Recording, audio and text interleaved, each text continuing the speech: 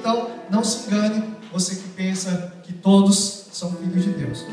Em 2 Coríntios também, tem uma condição. 2 Coríntios 5,17 diz assim: assim que se alguém está em Cristo, nova criatura é.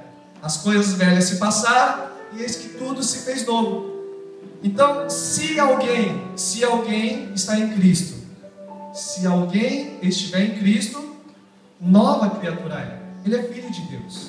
Entende? Se você estiver em Cristo, se você estiver em outro lugar, se você estiver em outro que o pessoal fala que é Deus, você não se torna filho, né? Não existe existe aí, o mundo fala, todo mundo, existe só um Deus. Realmente, somente um Deus, o Criador dos céus e da terra. Existe somente um Deus, Jesus Cristo. Amém? Não existe outro. Amém? E também lá em Romanos 8:1 fala assim: portanto agora nenhuma condenação há para os que estão em Cristo Jesus, que não andam segundo a carne, mas segundo o Espírito. Não há condenação para aqueles que estão em Cristo Jesus e que não andam segundo a carne. Então você vê que para ser filho de Deus existem condições, né? Não é simplesmente dizer, eu sou filho de Deus, né? Não adianta apenas você dizer, tem que viver a palavra, né? E para você ser filho de Deus, a Bíblia fala que você precisa de Jesus. Quem é esse Jesus? Jesus é aquele que foi pendurado no madeiro? Sim. Mas não é aquele que está no madeiro, como muitos pensam que estão, um Jesus morto.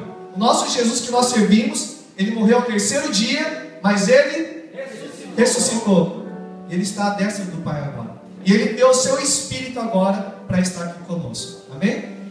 Então a gente vai entender um pouco sobre o nosso papel de filho, né? Vamos ver uma história lá em Lucas, que vai ser o nosso texto básico. Abrir lá em Lucas, capítulo 15. Deixa aberto para a gente decorrer dessa história, para você entender qual é a vontade do Pai, porque a gente está se preparando para ter um encontro com Deus, né? Nesses 3 dias, no dia 17, 18 e 19 de maio, daqui 2 semanas, né? E o que Deus espera então de mim, para mim ter esse encontro com Deus? O que Deus espera de mim e de você, para que esse encontro seja real, para que esse encontro não seja apenas um conhecimento, um seminário, mas seja de fato um encontro com Deus? Lucas, capítulo 15, versículo 11 em diante. Todo mundo achou? É a parábola do filho pródigo. O que é parábola? Primeiro, o que é uma parábola? Parábola é uma história real. É uma história real tirada do dia a dia com uma verdade central. Sabe? Algo que vai nos ensinar. É uma comparação. Então isso não é apenas uma história como ele no português, é uma ficção. Não, é uma história real. É uma história real que se compara com as coisas espirituais, né? Então vamos lá. Então a gente vai tirar vários princípios do que Deus espera de nós. Somos filhos, e se somos filhos, temos um Pai, né? Antes de ler esse texto, né, o diácono Tiago, ele falou, né, acerca de testemunhar, né? Eu quero dar meu breve testemunho desse encontro, né? E ali atrás estão levantando papéis para quem deseja papel para anotar. Alguém deseja papel para anotar? Levanta a sua mão, fazendo um favor.